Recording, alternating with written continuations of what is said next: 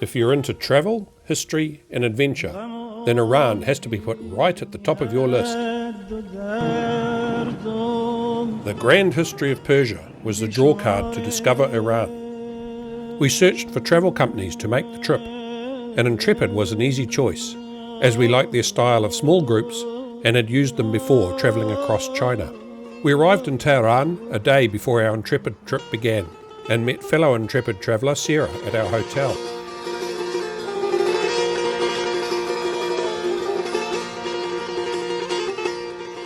Our plan for the day was to see the Saad Adab Palace and Park. The park is more than 110 hectares in the northern part of Tehran, at the foot of the Alborz Ranges. We walked up the beautiful entrance to the park, making our way to the Green Palace.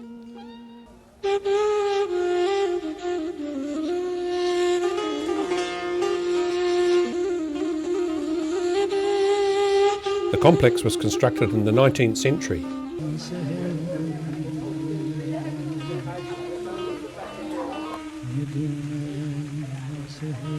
In the 1920s, Shah Reza Pahlavi added some buildings to the complex and used the palace as a summer residence.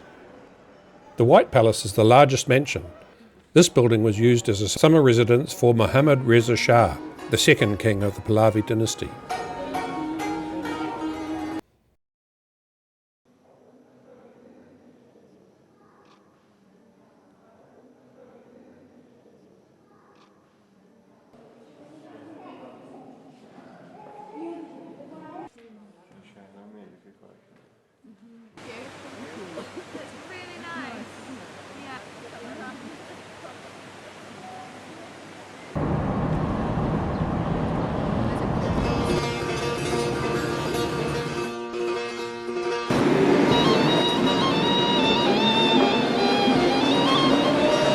The advantage of using a travel company compared to travelling alone is that the itinerary is guaranteed to get you to interesting spots, accommodation is arranged, and language issues are overcome. With small groups, you also get to enjoy the company of like-minded people. We made enduring friendships through our Intrepid trips.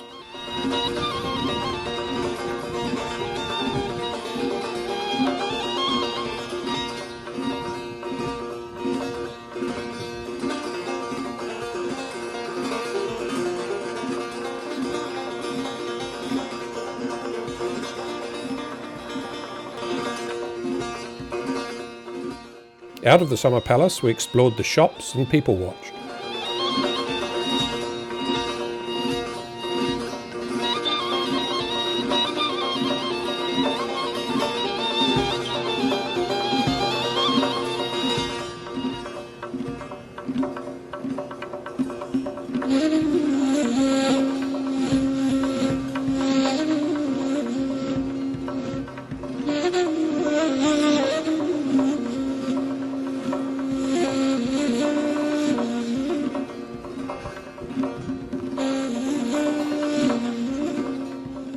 We eventually ended up outside the old US Embassy where the hostage crisis of 1979 took place.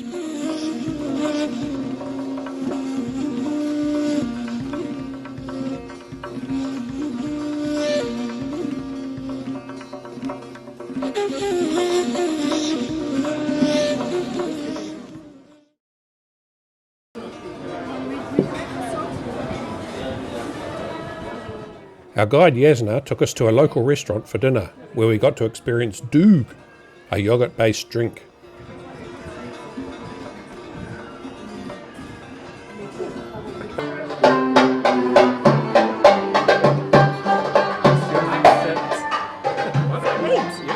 The meals were ample and delicious.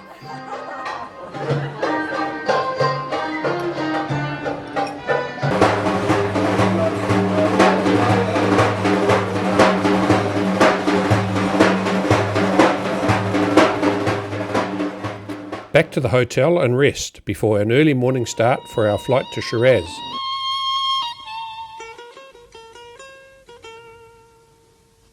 On a very old Tupolev jet.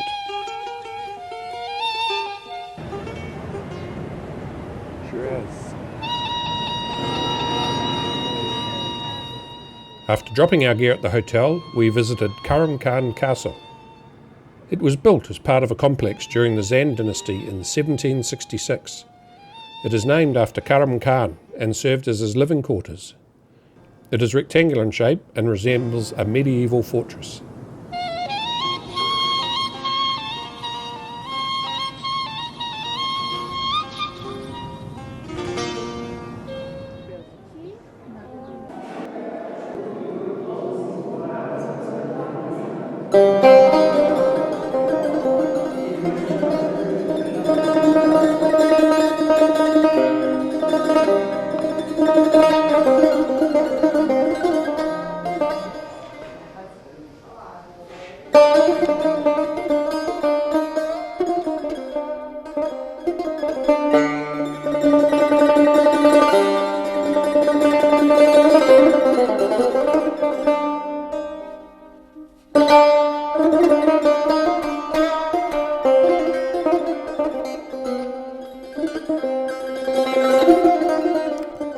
In the past, the castle was sometimes used as a prison, but today it's a museum, and renovation is ongoing, having started in 1977.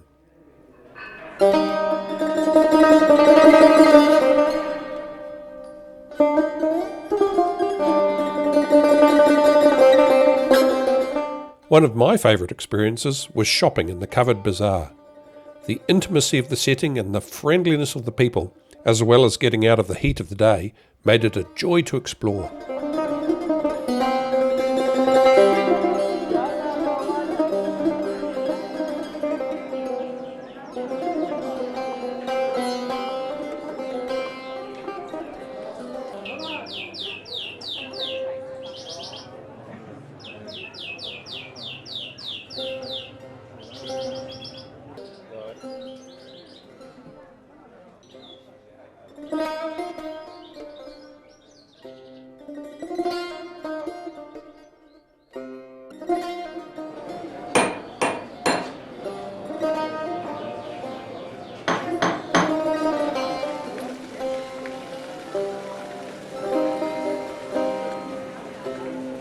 Outside the bazaar, we walked down back streets to emerge back opposite the castle on our way back to the hotel for a rest.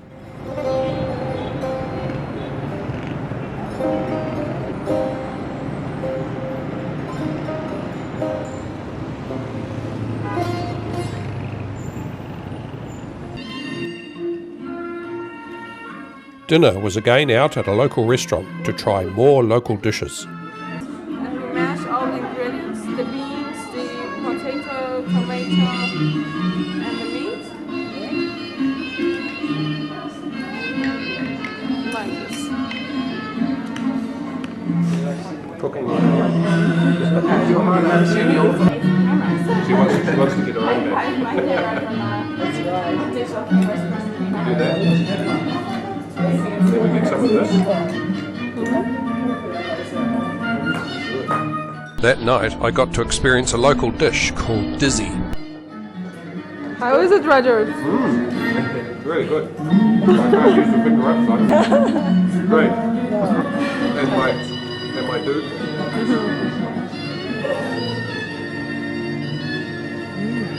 There we go. Say cheers.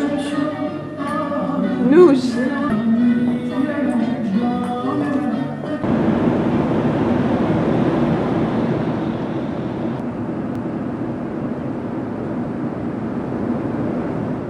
The next day we were on our own to explore, so we headed to see the Nasir al-Mulk Mosque. We wound our way through small lanes, passing a butcher with a camel head in the window.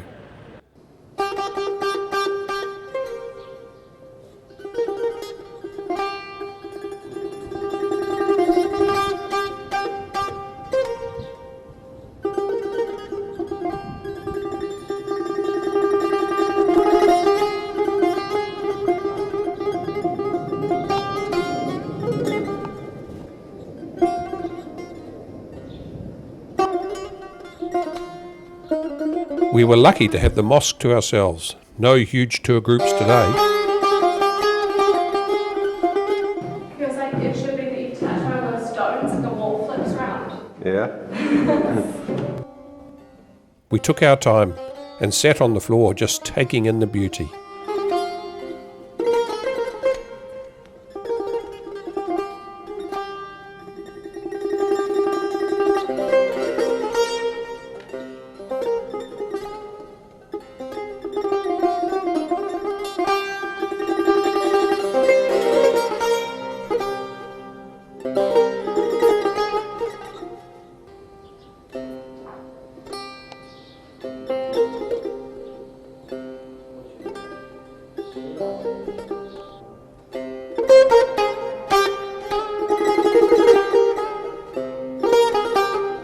We made our way to the tomb of Hafez nearby, buried in the city where he lived almost 700 years ago.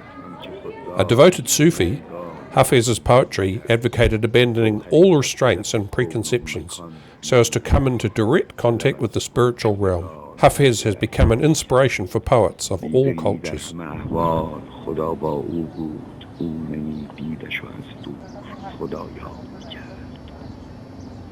مشکل خیش بر پیر مغان بردم دوش کو به تأیید نظر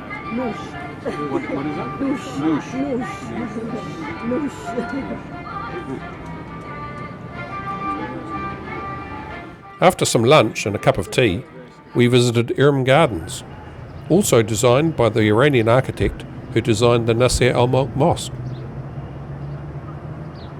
The garden is a World Heritage Site.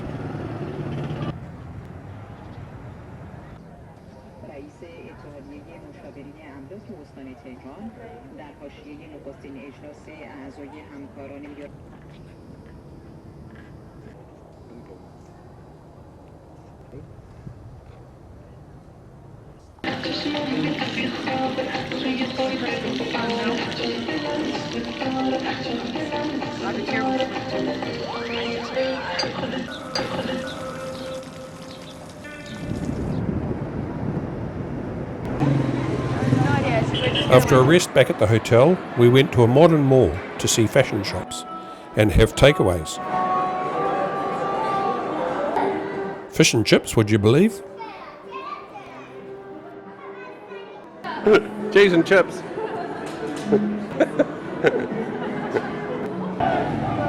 As it was elections in Iran in a few days, we encountered a political rally for supporters of the opposition candidate Mousavi, who was running against Ahmadinejad. Mainly young Mousavi supporters showed great enthusiasm for change.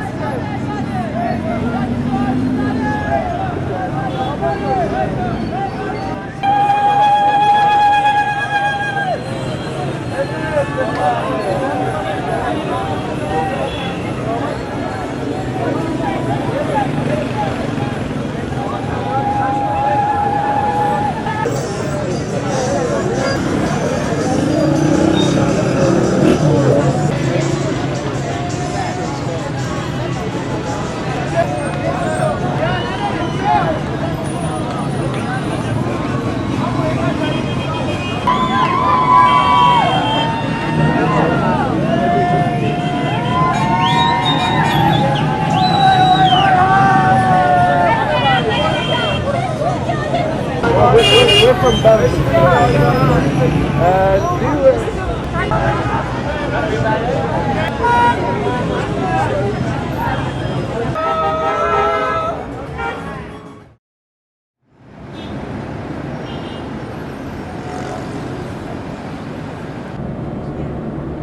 The next day we were heading out of Shiraz to a Qashqai village for an overnight camp.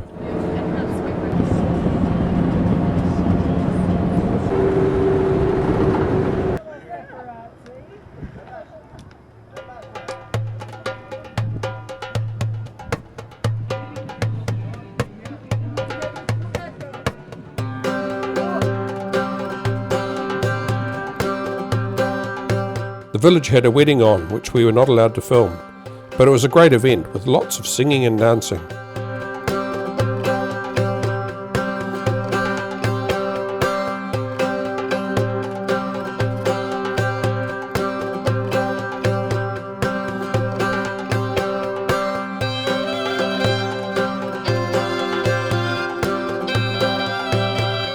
We set up our tent and had a walk in the surrounding hills. Are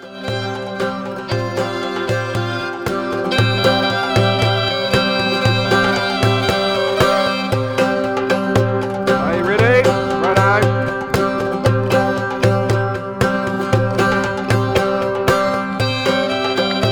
Hey! Some say first. Oh, that's a beautiful photo of you. Got a big smile. Thanks. We had a chance to talk to a few village elders in the evening. The Quashkai had changed from being nomadic to living in villages, improving the educational opportunities for their children. Coming out your teeth.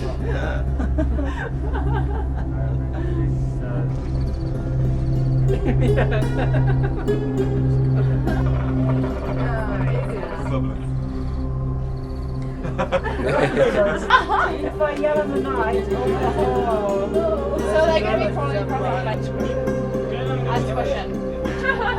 Those are the other ones.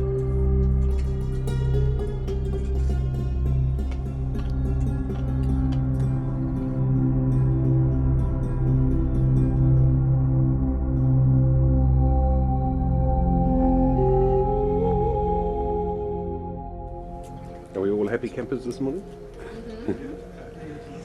A good night's sleep was had by all.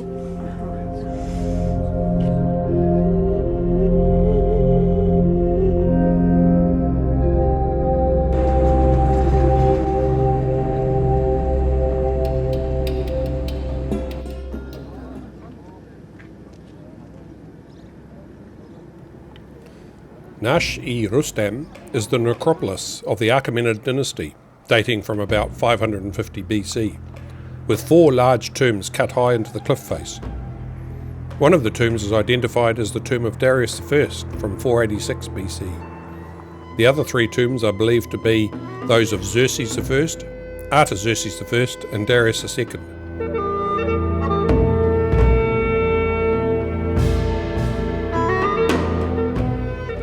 Kabye Zatush is the name of a stone quadrangle and stepped structure. Some consider it to be a fire tower, while others considered it the mausoleum of one of the Achaemenid Shahs. Founded by Darius I in 518 BC, Persepolis was the capital of the Achaemenid Empire. It was built on an immense half-artificial, half-natural terrace.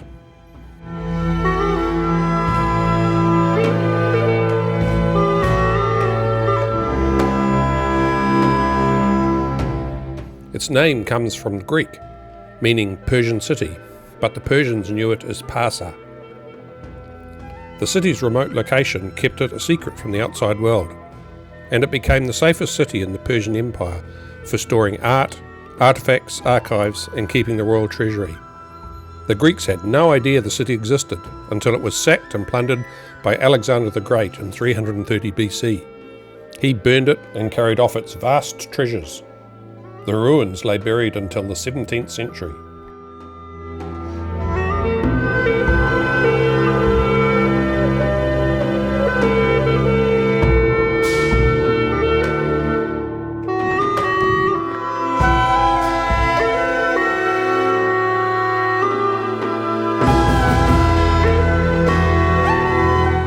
Abaku was not too far away.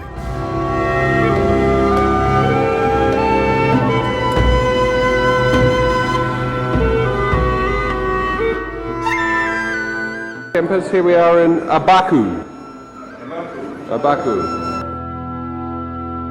So after checking into our hotel and a short rest, we went for a sunset visit to an elevated park overlooking the city for some fantastic views.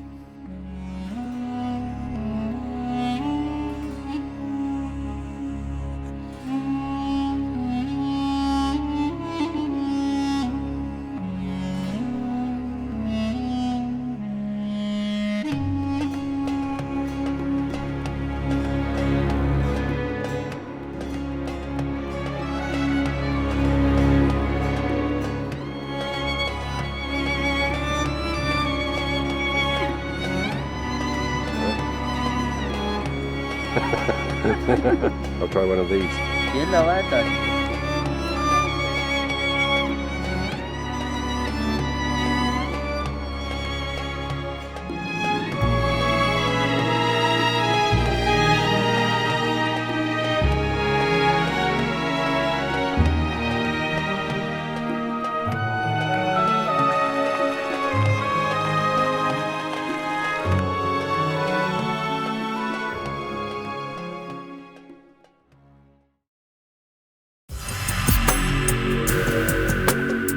The next day we explored Baku at ground level, visiting an ice house, a 4,000-year-old cedar tree, and a slow exploration of the back streets.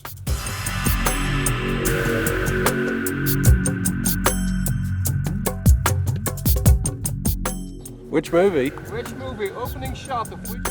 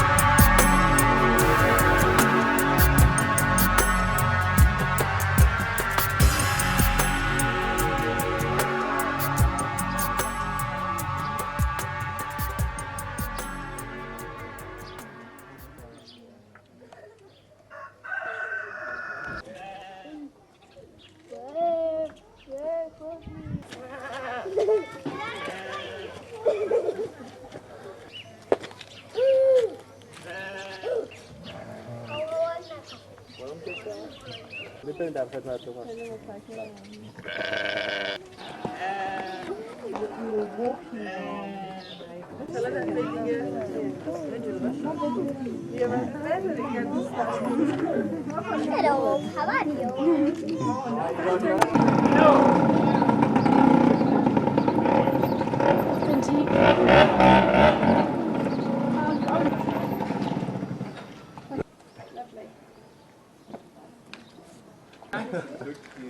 Yeah, why is the tulip important? I'm sure I've heard of it.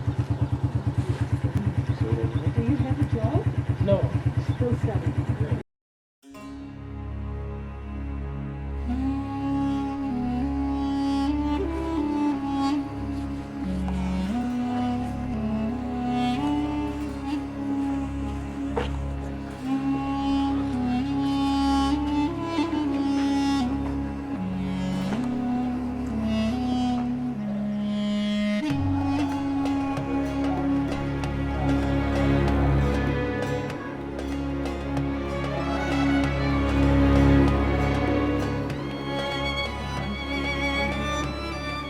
The houses had wind towers to cool them in the summer heat.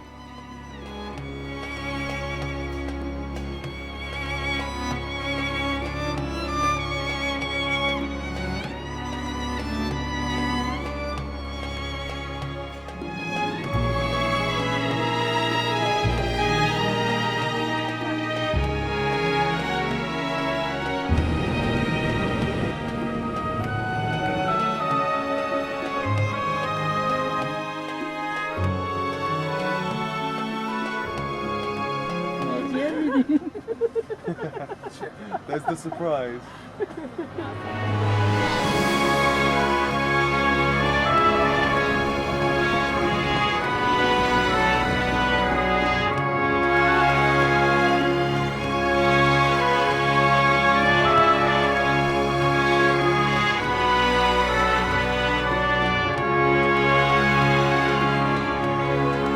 My highlight of the trip was Zainuddin Caravanserai.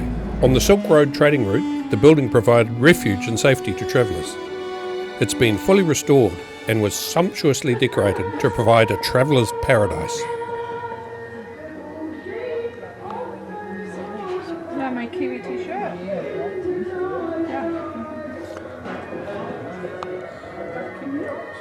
It's a tiki. It's like a, usually they're carved out of green star. Kind of white. Really? Kind of white. What is that about? Similar.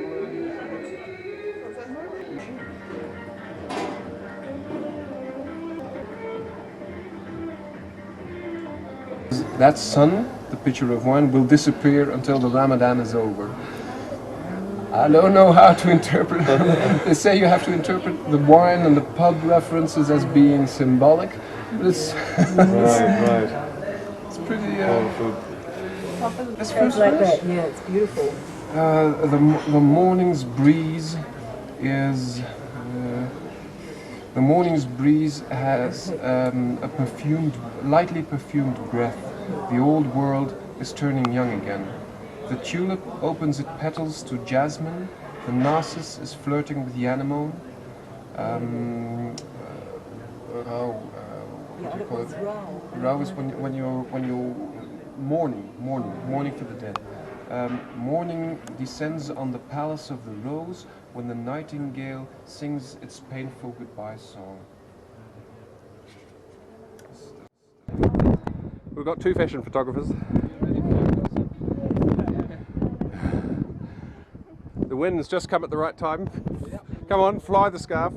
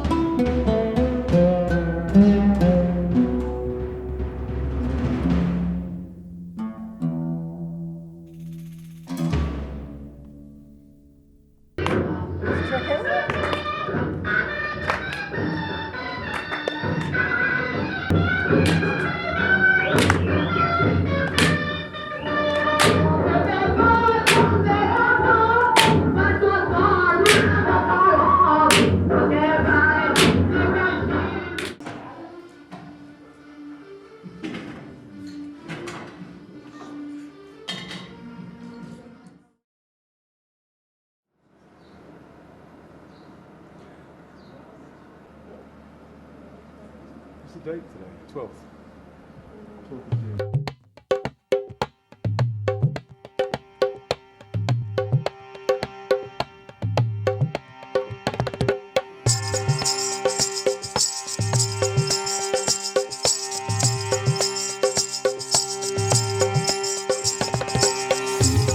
Oh!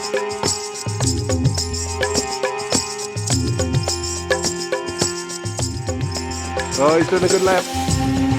Look at that. Oh, fast finish.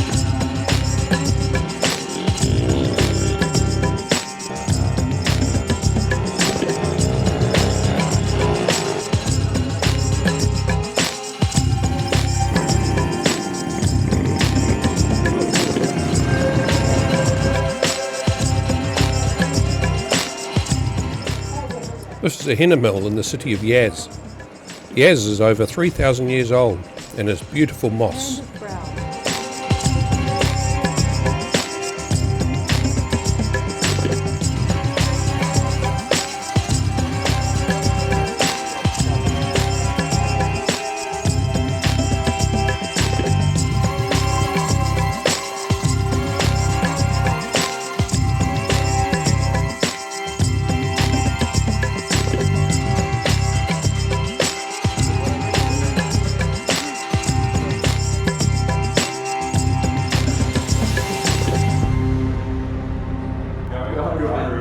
Cheers. And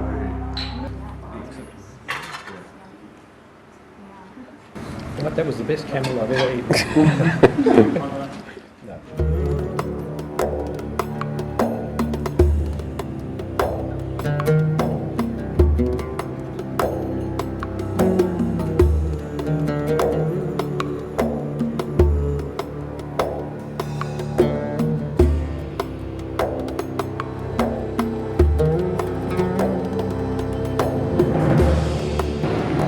This is the Takya Amir Chakma Mosque in the centre of town.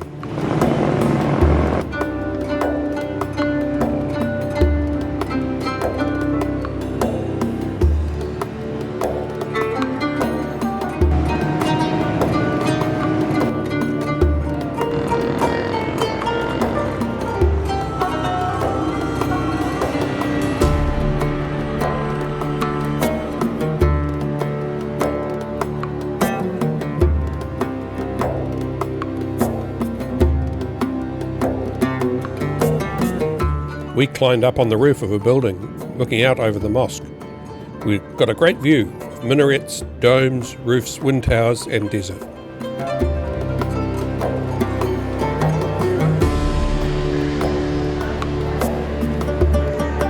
Getting a welcome ice cream after our walk, we saw scenes of voting in the election on the news.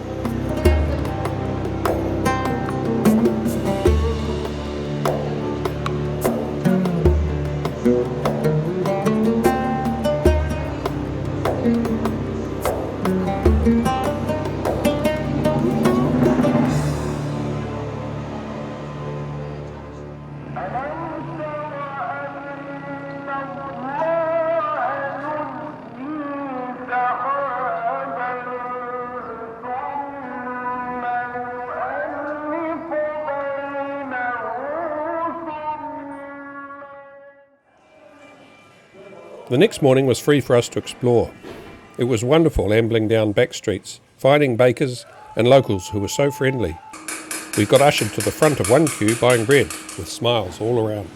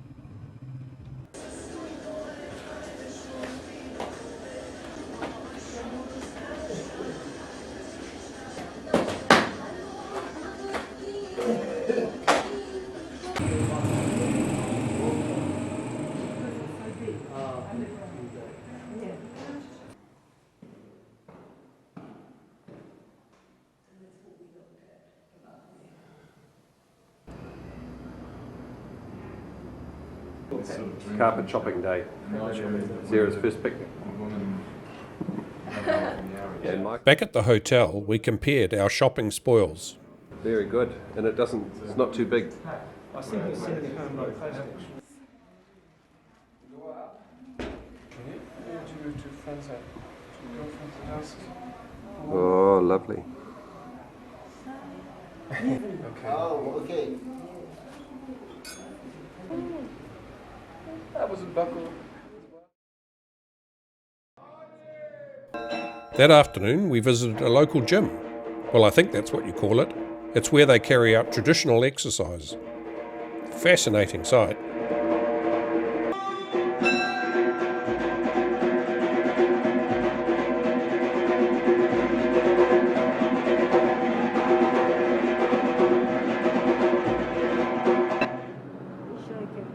Shaking. Oh, very good. What about the sugar?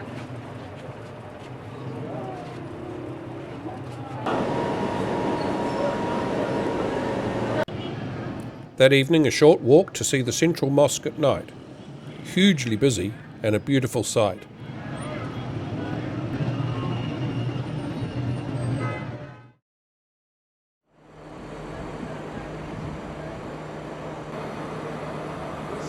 And where are we going today? Isfahan. Ah, thank you.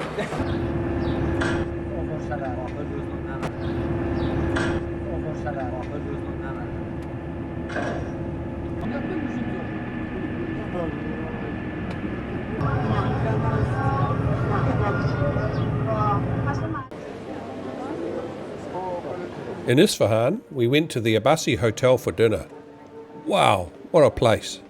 The courtyard was huge with beautiful trees, roses, lights, coloured fountains and white paths.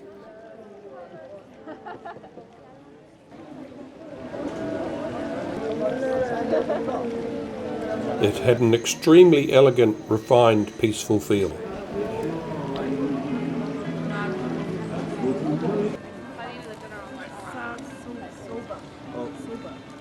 Oh no, not that. Suhan. Oh, Suhan. Yeah, Suhan. that was good, man. It's the moving shot. It's the moving shop. Now the tracking shot. Open your mouth. There's another one here. Where does this one go? Yep. Nearly missed that one. Make sure, Roger. Yep. Where you going? All right. Focusing on the mouth It's here. good.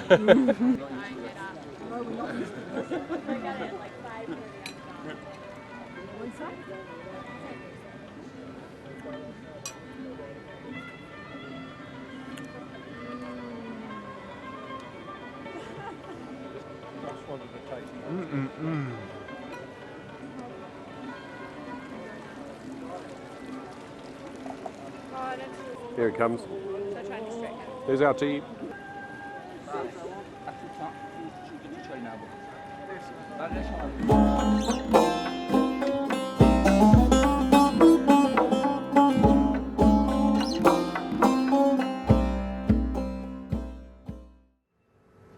After updating the diary, we were off to explore. We walked to Imam Square, built by Shah Abbas in 1602. The square is the second largest in the world, after Tiananmen Square.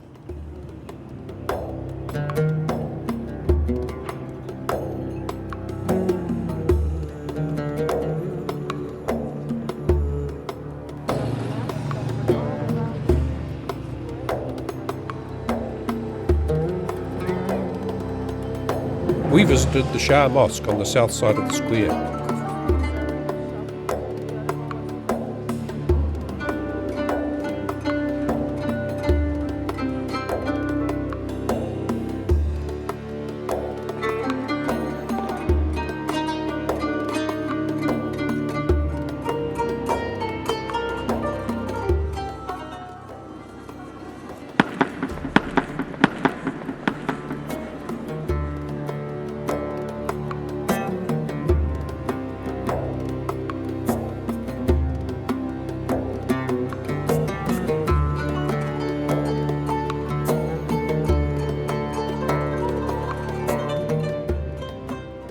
Its construction began in 1611, and its splendour was mainly due to the beauty of its 7-colour mosaic tiles.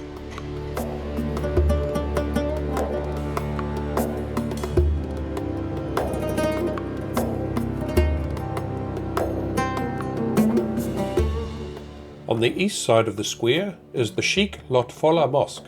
Despite its simple structure, this small mosque is very rich in tile working and calligraphy.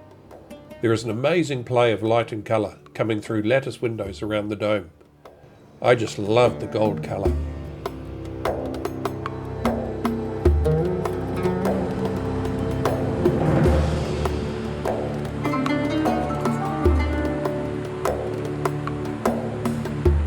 On the west side of the square is Ali Kapu Palace, built in 1629. The music hall on the 6th floor has unusual decorations, which are said to contribute to the excellent acoustics of the room. At the end of the square was a souk, which we had fun exploring out of the heat. But I want to ask from my grandfather and translate, because I know what he wants to say. But it's better that you're listening also his sound. Yeah. Cool.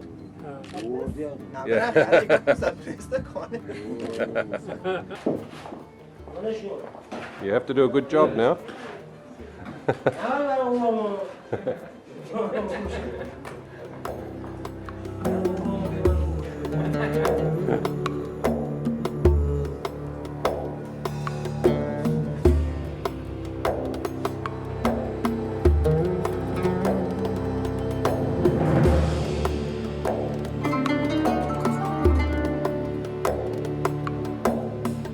Is this really good tea? This is great tea. In fact, this is the best tea I've had in this little corner of the world.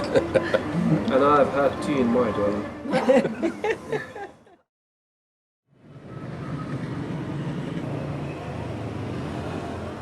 The next morning, the police were more present and had closed off access to some streets as the election results were in, rather quickly, and Ahmadinejad had won. A lot of people were not happy and the mood had changed. Still, we were here to see the sights, so we headed back to the Abassi Hotel for an upmarket breakfast. Offset. Thank you. No, use some your, of those red use your bits. technique. And now you have to taste some. It looks cheesy. Yeah, it looks cheesy, but it's not. And the reaction? Our day was free, so we headed back into the souk and explored further.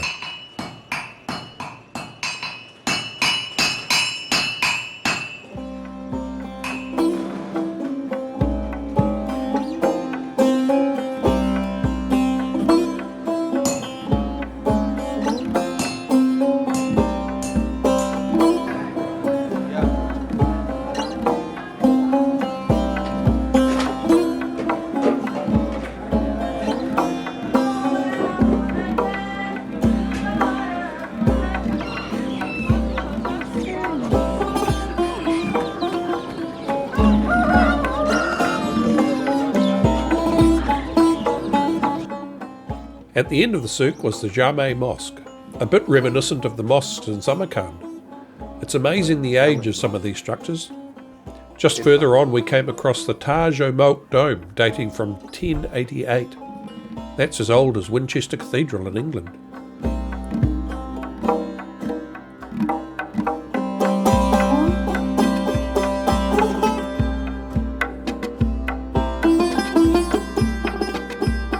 Further on, we found the Alaverdi Khan Bridge, popularly known as the COC pole, meaning the bridge of 33 spans. The bridge was built in the early 17th century and is a popular spot for locals as well as tourists.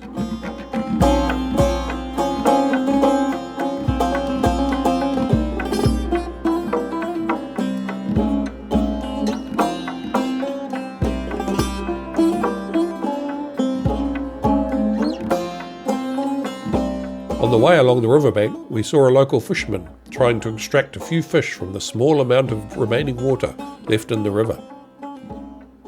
We had some fun with some exercise equipment along the riverbank. A great idea, something we could do within our own parks. On the way back to the hotel, we saw police running in squad formation up the street to quell protests, which were underway in a park close by. At one point we had tear gas leaking through the hotel door. A rather uncomfortable situation to be in. Later that evening though, we did go out to see the COC bridge at night, all lit up. Breathtaking.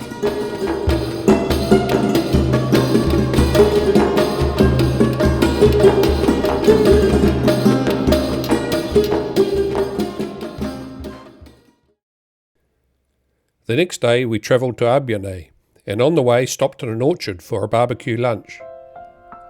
David took the camera to show how a professional captures a romantic walk in the orchard.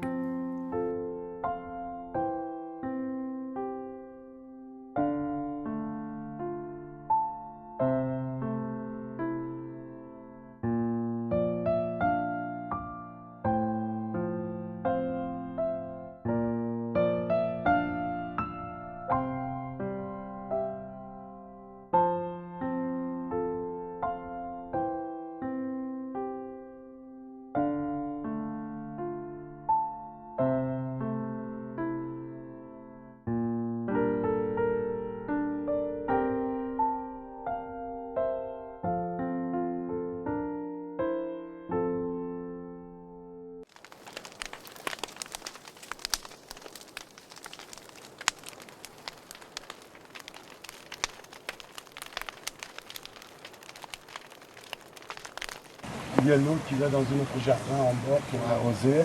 D'abord, le système d'arrosage, il est très mauvais. the watering of the trees here, it's not really state of the art, obviously, and it's not very efficient. There's a lot of water being Bit of loss. Yeah. He's got another farm farther down where they've got a more modern system that they can turn off and turn on anytime they wish.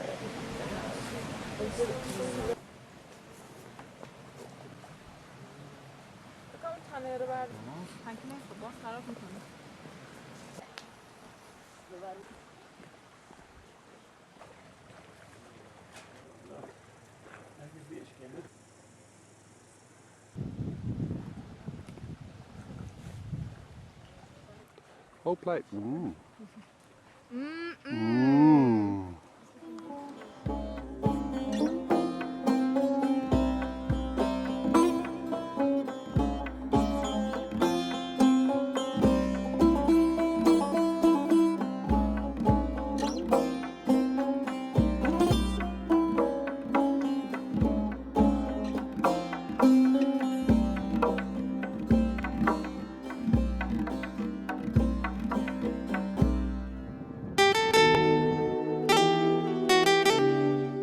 Abune, also known as the Red Village, has largely preserved its culture, language, architecture, costume and traditional rituals over the years. The red colour is due to an unusually high level of iron oxide in the soil. We went for a walk in the adjoining hills for views back over the village.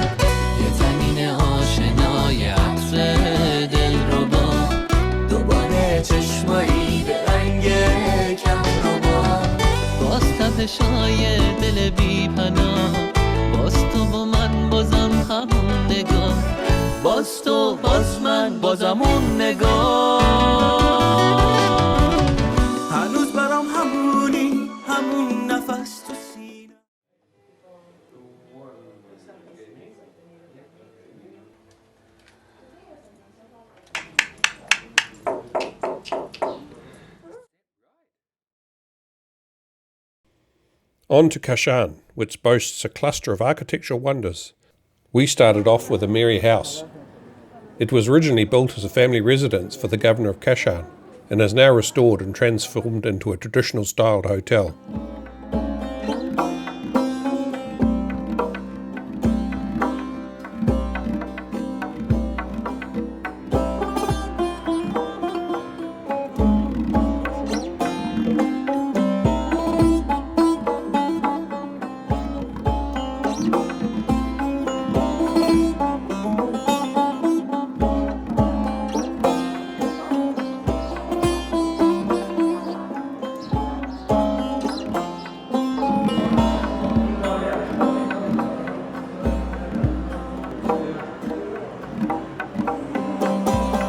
Next up was Finn Garden, dating from around 1633. In 1935 it was listed as a national property of Iran and declared a World Heritage Site in 2012. Very peaceful and beautiful.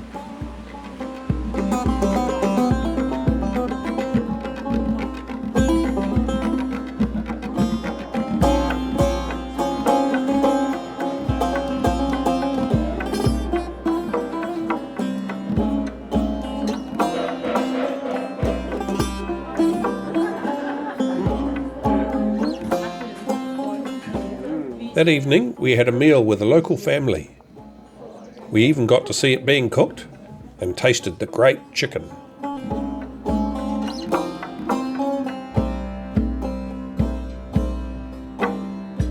Back to Tehran for our final day.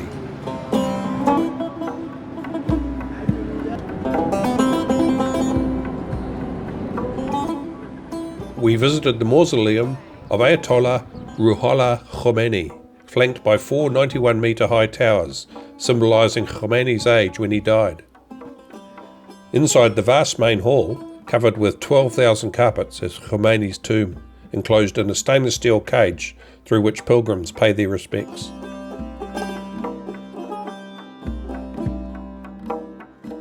Our last visit was to a cemetery for soldiers killed in the Iran-Iraq War.